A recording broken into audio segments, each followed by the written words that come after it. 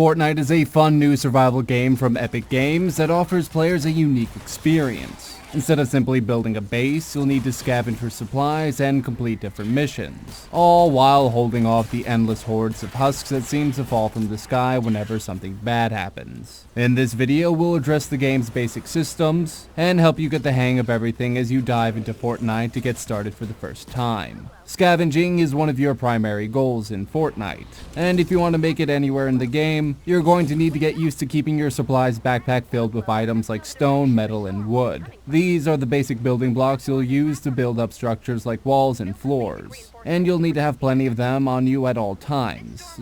Trust us. You can easily scavenge wood from trees and other wooden things like logs, and even some wooden structures. If you want metal, we suggest hitting up pipes or even cars. You can also find stashes of metal ore in caves on more forest-based missions, so be sure to look around for ways to go deeper in the map. You'll find more metal in city-based missions, where you can find cars and even metal poles to break down. The best way to get stone is to look around for large rocks that you can hit with your pickaxe. These are often found in every map, but they are most abundant in maps that take place in forests or on the outskirts of the city. Schematics are your main way of getting new weapons, and these items can be attained by finding chests during missions, or by bursting open llamas in the loot tab on the main menu. Right from the start, it can be tempting to upgrade your schematics once you have the experience available for it, but you should definitely wait before you start upgrading these items. See, when you upgrade a schematic, not only do you make the base power of your weapon stronger, but you also make it cost more crafting materials. Sometimes if you upgrade a schematic too far, you won't be able to actually get those schematics until you reach later points in the game. This makes the schematics useless to you, and you'll want to avoid this at all times. One of the most interesting choices that Epic Games have made with Fortnite is the durability feature. Basically, each weapon that you use has a specific durability, and once this durability runs out, the weapon breaks and another is equipped.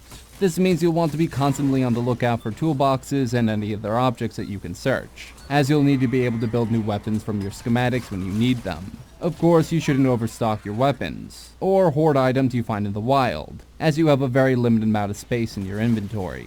You can keep an eye on your weapon's durability by checking the line in the right icon. This line starts at the top and slowly wears down as you use the weapon more and more. Most weapons have a pretty good amount of durability, but lower tier heavy weapons like the RPG have a much smaller amount of durability.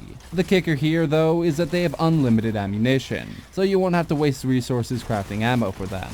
Being a new player in Fortnite can be stressful, especially if you don't know how to use the game's basic systems. If you keep all the information we've shared in mind, then you should be well on your way to mastering the basics and moving on to the more advanced parts of the game. And that's it for the video. If you enjoyed what you saw, be sure to like and subscribe.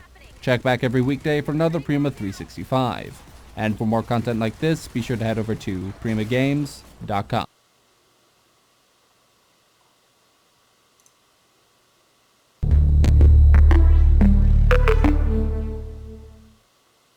Fortnite is a fun new survival game from Epic Games that offers players a unique experience. Instead of simply building a base, you'll need to scavenge for supplies and complete different missions, all while holding off the endless hordes of husks that seem to fall from the sky whenever something bad happens. In this video, we'll address the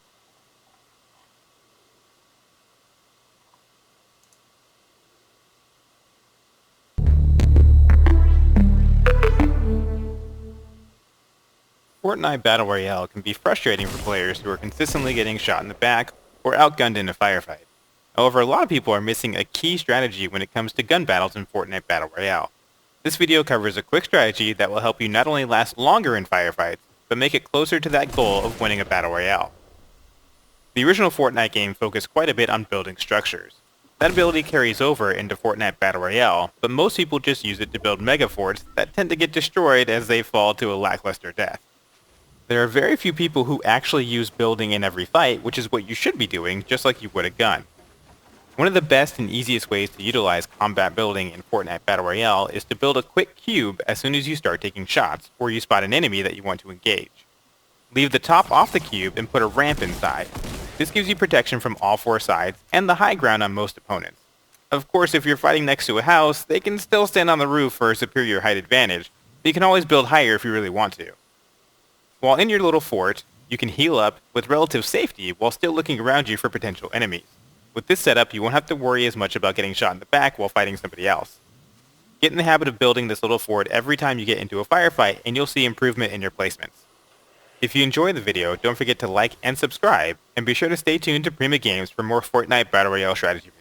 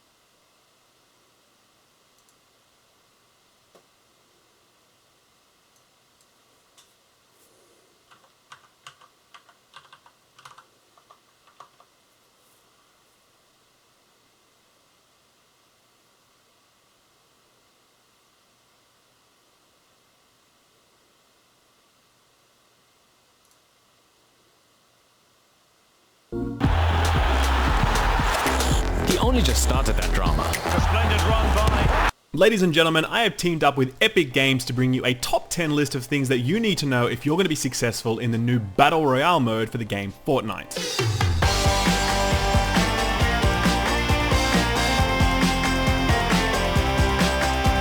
So you're probably wondering, what is the dealio with this? Well, yes, it is a Battle Royale game. It does have a lot of resemblances to PUBG, there's no doubt about that, but let's be real, PUBG was not the first Battle Royale game on the market, and this one certainly does bring some new stuff to the table, and understanding what that new stuff is and how to take advantage of it is the difference between winning and losing. One of the best parts about it is the fact that PS4 players will actually get to play the game. PUBG is going to be only available on PC and soon coming to Xbox. No word yet on whether or not it's coming to PS4, but guess what?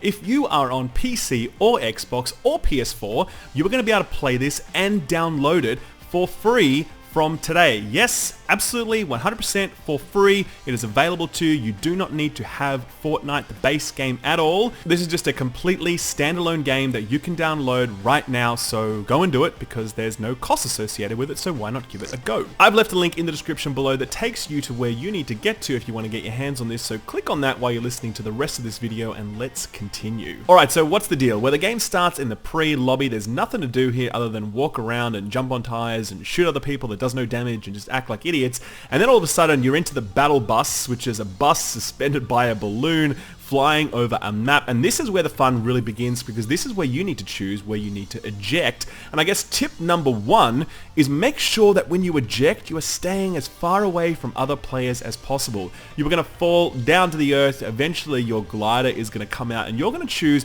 where you land. You don't want to be landing anywhere near anybody else because it greatly increases the chance that that person is going to be able to loot a weapon before you, clock you in the head, and then boom, it's game over for you. You are back in the queue. So tip number one, make sure when you land you stay as far away from other people as possible. It's going to make your life a hell of a lot easier. Tip number two, the weapons that you're choosing make a huge difference. Now obviously you can't really choose which weapons you have with you because it's all about random looting. You'll drop on a part of the map and hopefully there's a good weapon nearby. Sometimes there's a crap weapon, sometimes there's no weapon at all, but eventually as you continue to progress through the game you're going to find more and more weapons, and then it's about which ones do you stick with. Well, my very strong advice to you is to stick with longer range range weapons like the sniper rifle and the auto rifle. The shotguns and the SMGs, they're fine, but they don't give you a lot of versatility. A lot of the time, you're going to spend looking far over the distant horizon, hoping that you can shoot a target at range, and a shotgun really doesn't do much in that context. If you're smart and you know how to protect yourself up close with an assault rifle by getting the jump on your opponent,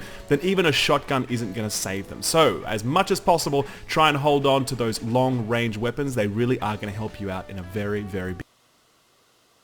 Första andetaget överhuvudtaget i din mammas mage 9 månader var det första hemmet jag hade.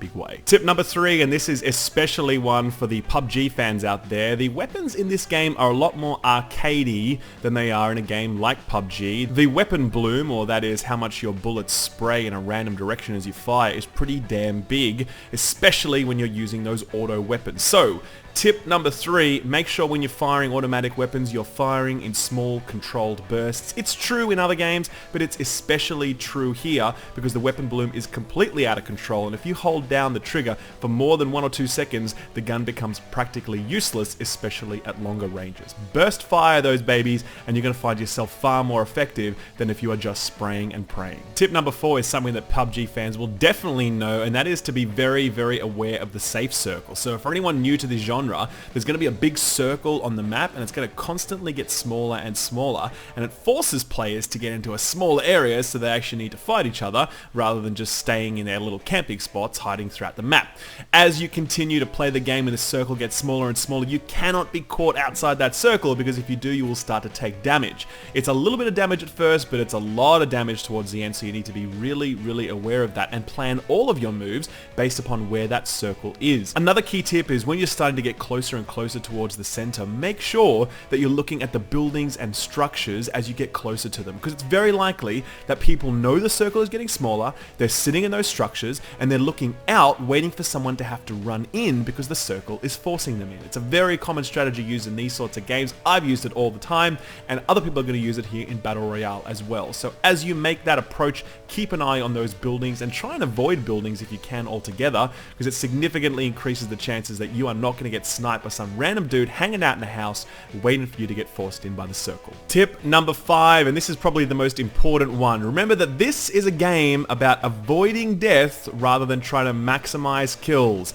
This is not Call of Duty, this is not Halo, this is not Destiny, this is not all sorts of other games. This is very much about you staying alive, because you can get 98 kills in this game, but if you die to that last guy, you have still lost. It's entirely about staying alive, so my message here is make sure that you are very careful with all of your moves. Don't try to be Rambo, don't run and gun, be as careful as you can when you're entering structures, always keep an eye about what's going on around you, and aim to minimize deaths rather than maximize your kill count, because that is how